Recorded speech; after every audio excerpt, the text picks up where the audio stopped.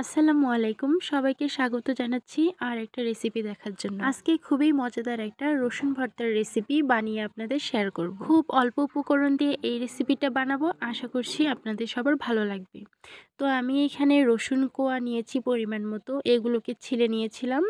এরপর একটা প্যান বসিয়ে প্যানে পরিমাণ মতো সরিষার তেল নিয়ে রসুনের কোয়াগুলো ভেজে নেব। রসুন আমাদের স্বাস্থ্যের জন্য খুবই উপকারী। তো আজকে আমি বাটাবাটির ঝামেলা ছাড়াই রসুন ভর্তার রেসিপি করে দেখাবো। রসুনের কোয়াগুলো খুব অল্প হিটে নেড়েচেড়ে ভালোভাবে ভেজে নিতে হবে। এই রসুন ভর্তাটা দিয়ে আপনি অনায়াসে 1 প্লেট ভাত খেয়ে ফেলতে পারবেন। তো রসুনগুলো হালকা করেই আমি ভেজে নিচ্ছি। এখানে সিদ্ধ না হওয়া পর্যন্ত এটাকে লো হিটে ভেজে নিতেই হবে। হালকাভাবে নেড়েচেড়ে এটাকে ভালোভাবে ভেজে নিতে হবে, ঠিক এভাবে। এই রসুন ভর্তাটা আপনি ঝটপট বানিয়ে ফেলতে পারেন।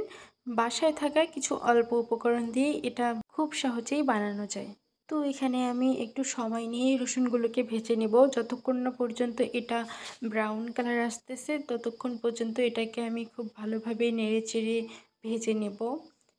এই রসুন ভর্তাটা করার জন্য আমি রসুনের কোয়াগুলো সরিষার তেলে ভেজে নিচ্ছি। সরিষার তেলে ভেজে নিলে অনেক ঘ্রাণ আসে এবং ভর্তাটা খেতে অনেক মজাদার হয়। রসুনের কোয়াগুলো ভাজা হয়ে গিয়েছে।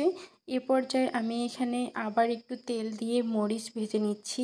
তারপর পেঁয়াজ কুচি ভেজে নিচ্ছি। সুন্দর করে হালকাভাবে পেঁয়াজ কুচিটাকে ভেজে নিতে হবে।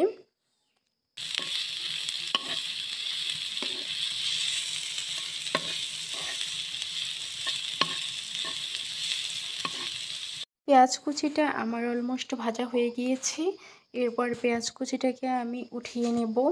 এরপর ভর্তাটা বানানোর জন্য যে উপকরণগুলো লাগতেছে সেগুলো আরেকবার দেখিয়ে দিচ্ছি। রসুন, পেঁয়াজ কুচি, ধনিয়া পাতা, মরিচ, লবণ, সবগুলো উপকরণ আমি এখন হাতে মেখে ভালোভাবে ভর্তাটা করে নেব। এখানে আমি রসুন কুচিগুলো হাতে মেখে নিচ্ছি। দেখতেই পারতেছেন অনেক সুন্দর করে এগুলা ভেঙে যাচ্ছে, মিহি হয়ে যাচ্ছে।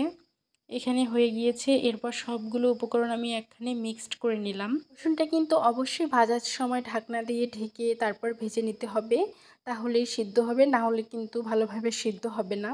কারণ রসুন সিদ্ধ হতে একটু সময় তো অবশ্যই লাগবে। এইরকম মজাদার রসুন ভর্তাটা তৈরি করতে কোনো রকম বাটাবাটির ঝামেলাই নেই। খুব সহজেই অল্প কিছু উপকরণ দিয়ে এই রসুন ভর্তাটা করা যায়। খেতেও অনেক মজাদার।